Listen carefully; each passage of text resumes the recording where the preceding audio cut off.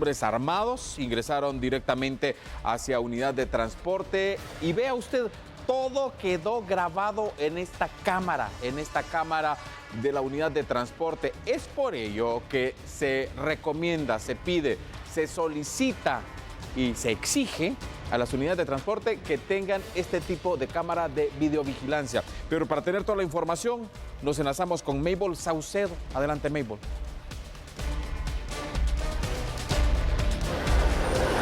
Gracias, compañeros. Efectivamente, dando seguimiento a esta evidencia que se mostró durante el fin de semana, en donde un video capta los rostros de asaltantes que iban a bordo de un bus que se dirigía de San Miguel Petapa, también con rumbo hacia la capital y viceversa. En este caso, pues vamos a conversar con Edgar Guerra. Él es defensor de los derechos del usuario del transporte público y quien nos explicará cómo se ve esta medida. Por ejemplo, que un bus haya tenido su cámara de vigilancia y con ello pues se pueda observar plenamente el rostro de sus asaltantes. ¿Qué medidas deben tomar entonces los transportistas?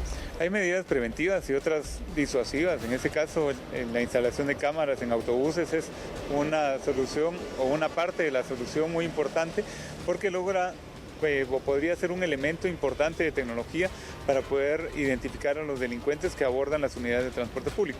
Diariamente se ha hecho un registro que entre más o menos 92 a 97 asaltos diarios son registrados. Aparte de eso son subregistros porque hay asaltos que no quedan reportados ni siquiera por los usuarios, ni por pilotos, ayudantes, ni transportistas del transporte público en Guatemala. Estamos hablando de asaltos a microbuses, asaltos a otros medios de transporte, buses rojos, principalmente está focalizado también, ya está mapeado también. Eso podría ser una parte importante, el tema de las cámaras y el botón de pánico en autobuses, en los diferentes tipos de transporte colectivo, principalmente también en el área, por ejemplo, de transporte exurbano.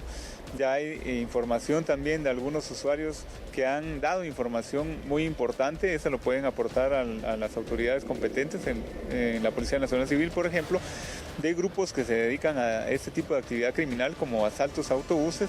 Al final de la calzada Roosevelt también hay un grupo que opera. Al final de ahí está muy bien organizado, son 3 o 4 personas, generalmente jóvenes, que han dado esa información.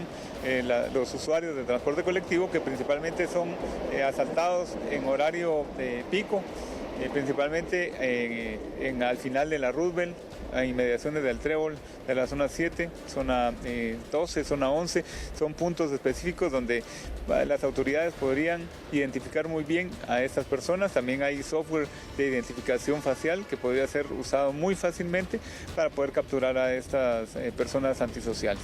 Claro, y en este caso también, licenciado, por ejemplo, que alguna de las personas, porque vemos evidentemente en este video que los asaltantes no solo los despojaron de sus bienes y todavía los agredieron físicamente a los usuarios. En este caso, de capturarse a las personas, ¿qué medidas tienen que tomar los usuarios que hayan sido víctimas de este atraco?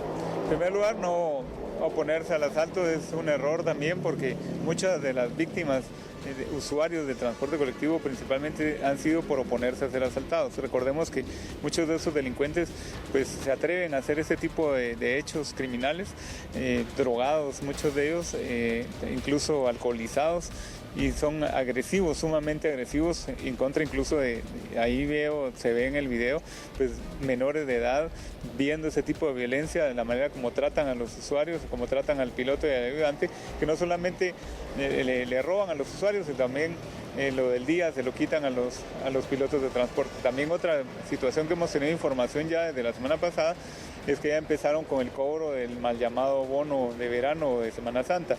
Allá las autoridades tienen que tener una actitud mucho más dinámica para poder contrarrestar ese flagelo social que se ha convertido verdaderamente en una carga, no solamente para los transportistas, que inmediatamente trasladan el costo de la extorsión a los usuarios, incrementando la tarifa de transporte colectivo.